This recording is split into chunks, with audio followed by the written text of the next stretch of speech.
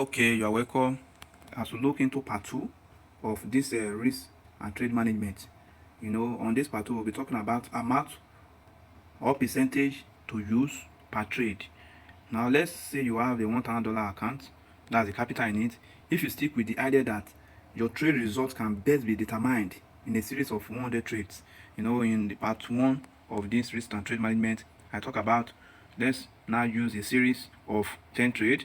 So that means if you raise 1% of the capital for each trade, which in this situation we're talking about $1,000, it will be what? It will be 10%. It will be $10 because the 1% of $1,000 is $10. When you use calculator to do that, you will get the answer right. Then it will take 100 trade maximum to do first thing first to lose all of the $1,000, because 100 trades times 10 equals to what? Equals to 1,000. So that means you are going to lose all of the 100 trade for you to be able to lose the $1,000. Or second scenario that may happen, you can lose some part of the total capital. Maybe you win just 2 and you lose 98. Those type of losses, you will just lose some. The capital you still have some little capital left. So in number 3 situation that may happen, you may have some or loss of profit as shown in part 1 of this trade and risk management. How, using different risk to reward ratio, all of that, you can have good profit return. This is simple for personal account. This particular analogy we have just looked into is simple for personal account, and there's one we call prop firm account. You see, a situation whereby you can use maybe $100 to buy a $10,000 account, and then situations as such, it's like giving you leverage, giving you big amount of money to trade, just in exchange for a little money to buy those accounts. You see, but for proprietary firms, that's proper firms account, you are not allowed to have the potential to lose all of the capital. When we talk about the first situation up there, when you use your personal capital of $1,000, you can just use all of them to trade by using 1%, whereby for you to lose all of the money is only when you have taken 100 trade. So but in profit, you cannot use, if you are given a $10,000 account, for example, you cannot use this full $10,000 account to be trading, because 1% of $10,000 is $100, if I'm correct. Yeah, 1% of $10,000 is $100, because 10% of $10,000 will be what? Will be $1,000. So in this situation now, you cannot use the full $10,000 to trade. There are always rules and guidelines that they will tell you to use. Like, first of all, you will see profit target. This is what you have to attain. 10%. 10% on $10,000 is what? Is $1,000. Then daily loss, that you must not lose more than 3%. That you must not lose more than $200 while you are trading before the total $1,000 that you are allowed to lose or to win. Overall loss, that's overall loss that they will be calculating, must not be more than $1,000. So this simply means that you only have $1,000 as trading capital, as that is the overall amount you can lose from the $10,000, a maximum of $300 in a day. Why I'm trying to put more effort in this explanation about prop firm is that some people just say, oh, this $10,000 account, they'll be very happy, they can just use all of the capital using 1% or 10%, or those type of variables. Before you see, they'll say they have already lost the account. If you try to understand all these things very well, the amount they allow you to lose is the amount you can be able to use as your capital. Not looking at the $10,000. You have to take note of the exact amount you can lose in the prop firm. That is what you can use to trade. Alright, so depending on your risk to reward ratio, as we calculated already, with your confidence in the strategy, that is how you will determine the percentage of the $1,000 capital to use for each trades. Okay, so the first stage you calculated was using $1,000, using 1% for one trade. But when you are using a risk management that determines that tells you, okay, you are risking, you get 1-to-1, or this is 1-to-2 strategy that you can use with also risk to reward ratio, then you can determine which of the percentage of your capital you want to use. Are you going to use 1%? Are you going to use 0.5% or more than 1%? Your strategy should be able to tell you. As we go further, so as to meet the profit target of the 10%, and you are going to be noticing the daily drawdown of 3%, you must not cross that boundary. And why do you need a strategy? Because in the first place, it won't be wise to use 3% per trade, because if first loss occur, the rules of the trading account would have been violated, thereby losing the prop account. You know what I'm talking about? Because if you say, okay, let me use 3% to take the first trade, because when you win it, it will be very massive. You see people winning their first trade, using that to win prop firm account, and they will use it for flexing on the gram, all of that. Probably that might be luck, or I don't know, but it's not advisable to do that. You have to follow good risk to reward ratio and plan accordingly with your strategy. Okay, for me, I prefer to use risk reward ratio of at least 1 to 5 risk to reward, and sometimes it can be more because it all depends on the structure I'm trading with, the stop loss and the profit target.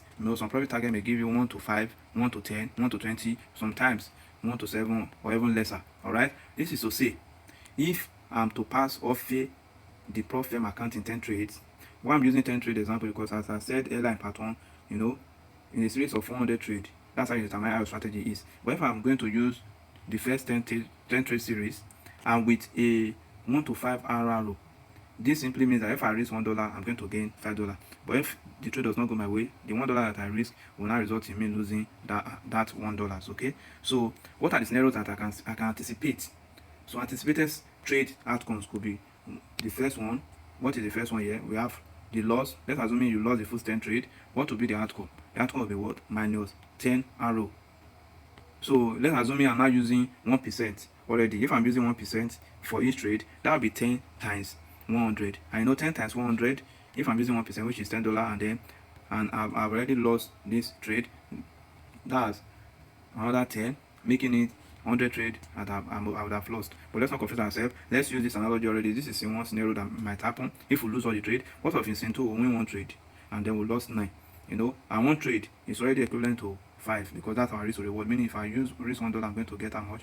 I'm going to get $5. So when you win 1, you will use that 1 to multiply the profit that you're supposed to get. That will give us 5. So if we minus the loss from the profit, we will still have a negative risk to a negative return.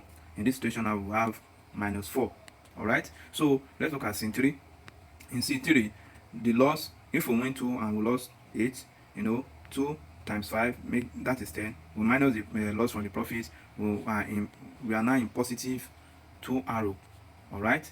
So if we look at scene 4, using that same scenario, winning 3, lose 7, do the multiplication, see our result over there, then so and so forth until we get to, this is scene 5 also, the same scenario. We'll do the multiplication to have our result. Scene 6, the same scenario, multiplication result. Then scene 7, the same scenario, multiplication and result. If we win 6 trade and we lose only 4. So to sum it up, you can be profitable from scene 3 upwards. Scene 3 is where we have our 2 RO. Then at scene 2, with 10% winning to 90% loss, which can result in minus 4 RRO.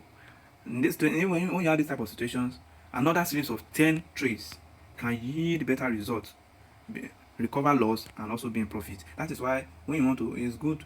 Okay, let me not go there yet. We'll see it ahead. So if you are going with only one shot at series of 10 trades, that's if you divide your total capital into 10 trades, meaning that when you have lost the 10 trade in first scenario, in 1 or in 2, the total capital will be gone. But if you reserve it and calculate your risk to reward with your strategy, you can be moving ahead and be profitable. Okay, so now, so if you are going with only one shot, a series of 10 trades with profit target of plus 10%, then scene 5 is the best, where you just have to win 4 trades and may lose 6 trades using consistent 1 to 5 RRO.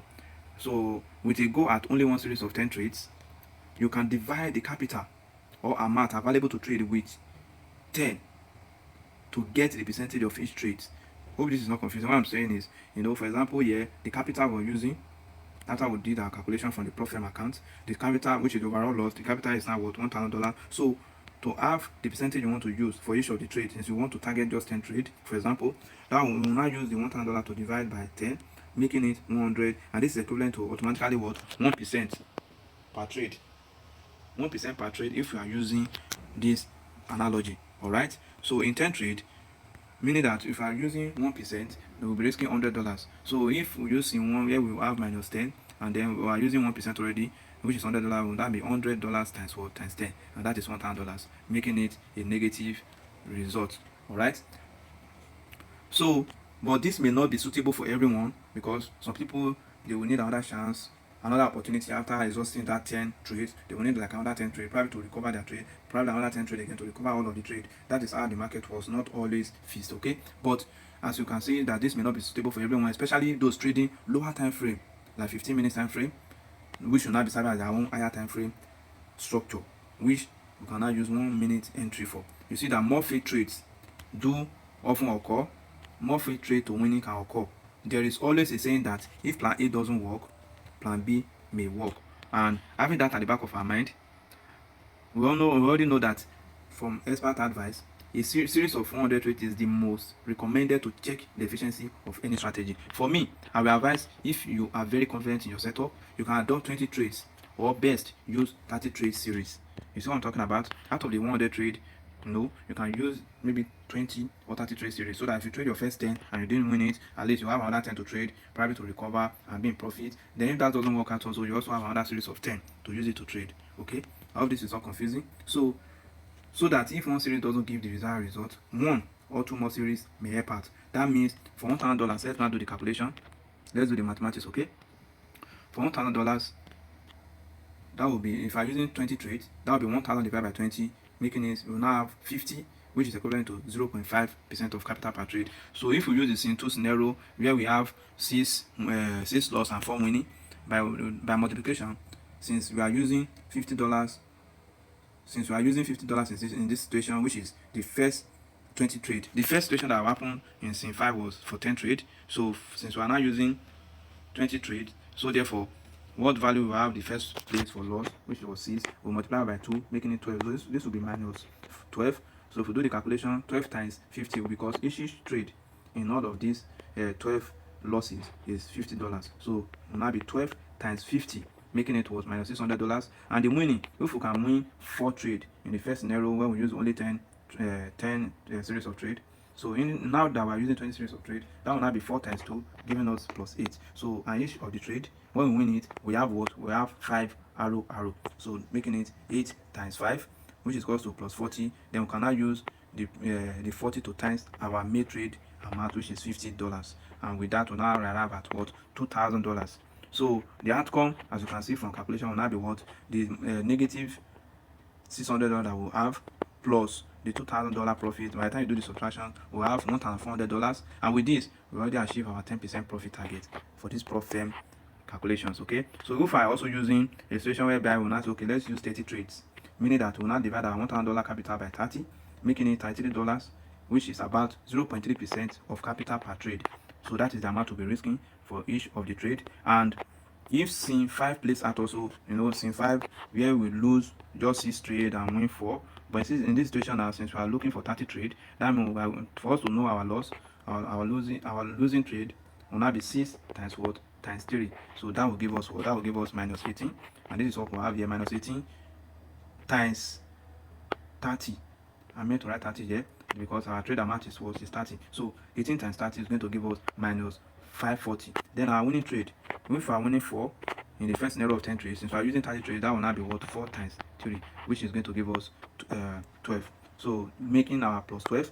Then for each of the trade, we have 5, making it 5 times 12, and then will give us 60. Then we can now use this 60 to do what? To multiply our 30 for each of the trade amount we are using we are risking, because we are risking $30 to get $150. Yes, to get $150, because 3 times 5 is what? Is 15. So we're using $30 to get $150, since our risk to reward ratio is just 5. So in this situation now, from our calculation, we'll now use this 60 to times 30, making it plus what? 1,800. So by the time you do the calculations, you see that the outcome is what? We will minus the negative profit. The negative, that's the loss we have from. Then we'll now add it to the profit that we have here, this $1,800. So our result will be what? $1,260, which already we have passed the requirement of 10%. So this is how you go about with your calculations when it comes to profit and personal account. This may seem complicated, but it's very easy. I will advise you to go over it again and again to familiarize yourself with it and be able to use it to your advantage. It's all right. So practice it, watch over and over again, you will understand it better. Thank you.